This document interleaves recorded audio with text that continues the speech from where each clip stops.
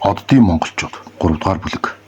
Галактикийн дайн 1-р хэсэг. Харанхуйгаас ирсэн сүүдэр. Дэлхий болон нарны аймагт инх тайван тогтоод 300 жил өнгөрчээ.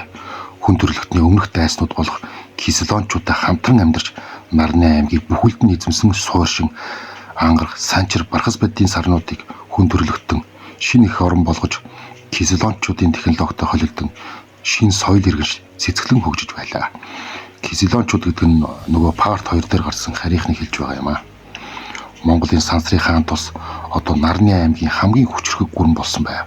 Хаан ширээн сууж буй Батөргөл бол Чингис хааны шууд удам Тэмүүжний 30 дэх үеийн аж ахуй байв. Тэрээр мэрэгэн ухаанд зориг хатуу хаан байсан ч түүний өмнө тулгарч буй аюул түүний төсөөлж байснаар хавьгүй аимшигтай байлаа. 2087 оны дайны дараа 2387 болжээ. Тэр өдөр нарны аймгийн бүх радарын станцууд нэгэн зэрэг тохиолдол дуурав. Энэ удаагийн дохио өмнөхөөс хавьгүй хүчтэй, хавьгүй аимшигтай байв.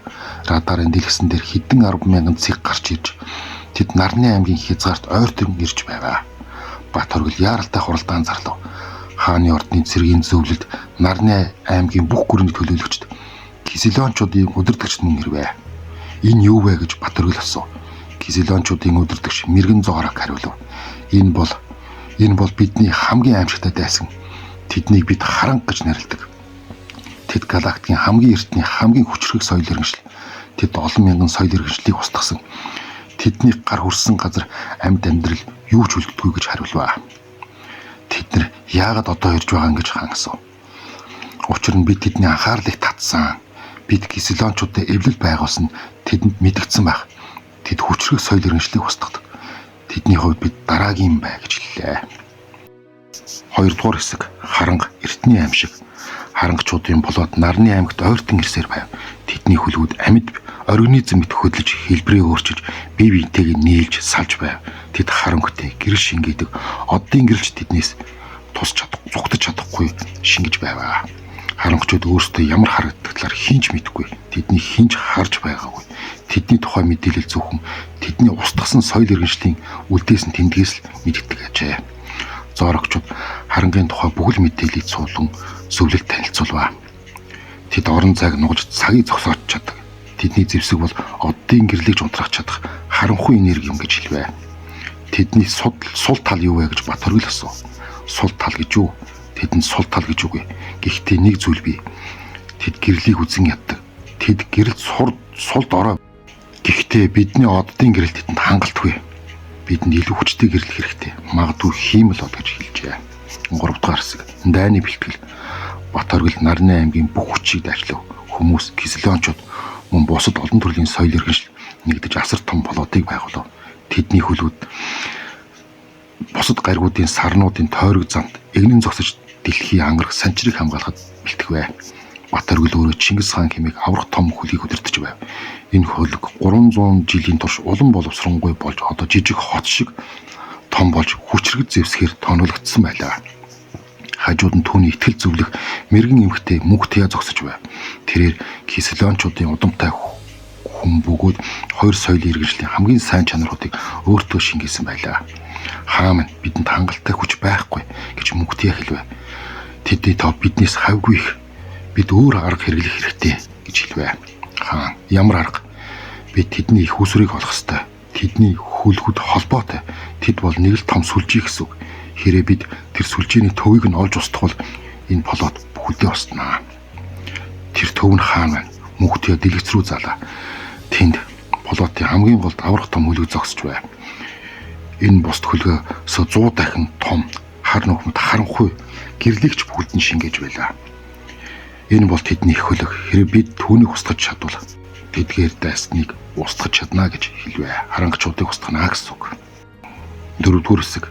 Эхний тулаан. Харангачууд довтлож ирв.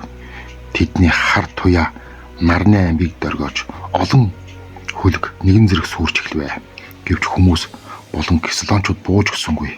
Тэд хариу давтаж харангачуудын олон хөлдгийг устгасан. Тулаан 7 хоног үргэлжилсэн.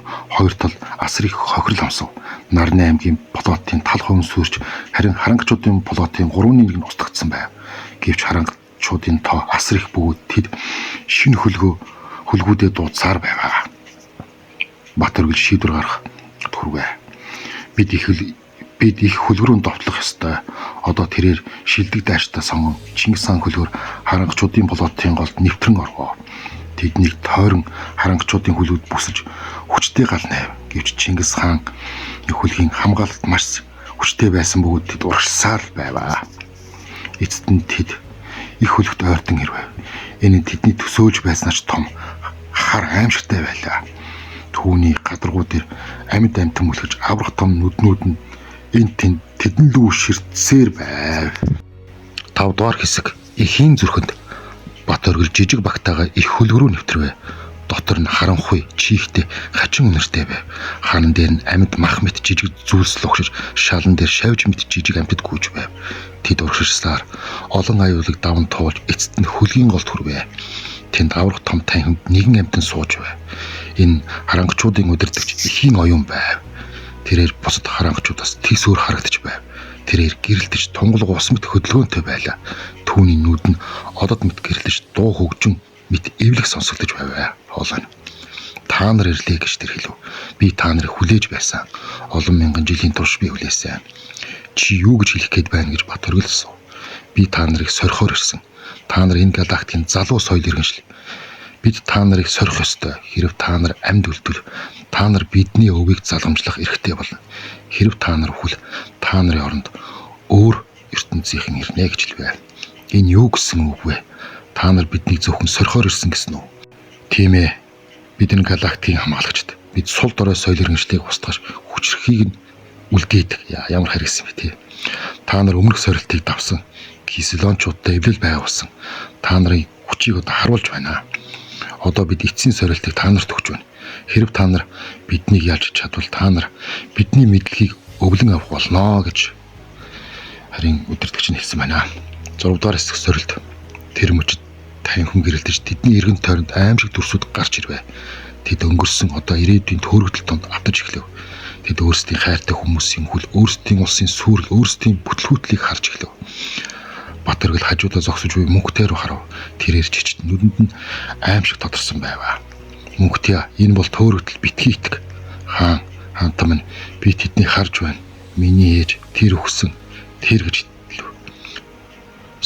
Сонс гэж бат оргил орилов. Бид монгол хүмүүс бид хизээч яагаагүй, бид хизээч бууж өгөхгүй. Энэ бол зүгээр сорилт. Бид үүнийг давах ёстой. Тэг хий юм л харуулдаг байгаа юм байна л да. Тэр нүдэн анаад өвд эцсийн хүчийг дуудав. Чингис хаан, Бат Эрдэнэ, Тэмүүжин, Сарнай тэд бүгд түүний дотор байв. Тэдний зориг, тэдний хүч, тэдний мэрэгэн хон түүний цуснд урсаж байв. Тэрээр нүдэний нэгдэл төөрөгдөл нь арилсан байв. Тэрхий юмнууд нь арилаад алгуулсан байна. Хажуудаа зогсож буй мөнхт яг сэрэ. Тэд хамтдаа босод дайрчдаг сэрвэ. Эхийн оюун тэднэрүү харав. Түүний нүдэнд гайхшрал бас бахархал тодорвоо. Та нар давлаа. Та нар хүчрэх, та нар бидний өвийг заламжлах эрхтэй боллоо гэж хэлжээ. 7 дугаар шин мэдлэг. Харангачуудын болоод зогсвоо. Тэдний хар туй арилж хөлгүүд нь гэрэлтэж эхлэв. Эхийн харангачуудын бүх мэдлэгийг Бат Эрдэнэ дамжуулваа. Тэр мөчид Бат оргил галактикийн бүх нууцыг ойлгож эхлэв. Орон зайг нь уулгах, цагийг зогсоох, оддын энергийг шалгах, шинэ ертөнцүүдийг бүтээх энэ бүхэн түүний оюунд нэвтэрч эхэлвэ. Энэ гайхамшигтай гэж тэр шивнэв. Энэ бол бидний өв. Бид 7000 жилийн турш цуглуулсан мэдлэг. Одоо энэ таних үүнийг зөв ашиглаарай. Бүү мартаарай. Хүч нь их хүч хариуцлага дагуулдаг гэдгийг санаарай гэж хэлжээ. Эхийн оюун айжмаар бүдгэрч харангачуудын хөлгүүд нэг нэгээр гэрэлтэн алга болж эхлэв. Тэд өөр хэмжээст орвоо. Бат Эрдэнэ Чингис хаан хөлрөө буцаж Нарны аймаг руу нисв. Түүний ард харангачуудын болоотын сүүлчийн хэсэг нь алга болж байгаа нь харагдаж тэнгэр цэлмэж одод дахин гэрэлтэж эхэлвэ. 8 дугаар хэсэг галактикийн эзэн. Дэлхий дээр агуу их баяр болж байв. Харангачуудын аюул өнгөрч хүн төрлөختөн шинэ мэдлэлтэй болсон байв. Бат оргил хааны ордон зогсож ард төмрөөгөө харваа. Бид яллаа гэж тэр хэлв. Гэхдээ энэ бол зөвхөн эхлэл. Бид одоо шинэ мэдлэгтэй боллоо. Бид сансар огт дургуйг эзэмших, галактикаар аялах хүчин чадалтай боллоо. Бид Чингис хааны мөрөөдлийг биелүүлэх болно. Бид оддыг эзэмшнэ. Олон түмэн баярлан ашгарваа. Харангачуудын мэдлэгээр хүн төрлөختөн шинэ хөлөг бүтээж, шинэ ертөнцүүдийг нээж, шинэ соёл иргэншүүдтэй уулзаж эхэлвэ. Бат оргил тэнгэр Харваа. Тэнд алсад шинэ галактикууд, шинэ адал явдлууд тэдний хүлээж байваа. Бид ирлээ. Галактика гэж тэр шивнэ. Монголчууд ирлээ. Дэлхийн хүмүүс ирлээ. Ингэж хүн төрөлхтний шинэ нэр эхэлсэн юм аа. Харанхчуудын мэдлэгээр баяжсан хүмүүс одоо галактикийн бүх буланд төхөрч шинэ соёл иргэшүүдтэй нөхөрлөж шинэ ертөнцүүдийг байгуулж эхлэв. Монголчуудын эртний бие мөрөөдөл биелэж тэд оддын дунд мөнхөрсөөр байваа. Чингис хааны сүнс тэнгэрт гэрэлтэж түүний үрсад галактикуудыг эзэмшиж байв. Энэ бол тэдний түүх, энэ бол бидний түүх. Энэ бол мөнхийн оддын түүх байлаа. За ингээд парт 3 өндөрлөж байна. Парт 4 байгаа. Тоглон сууж таалан болгоно. Удахгүй парт 4-ийг оруулах болно. Лайк тарж, subscribe дараарай. Баярлалаа.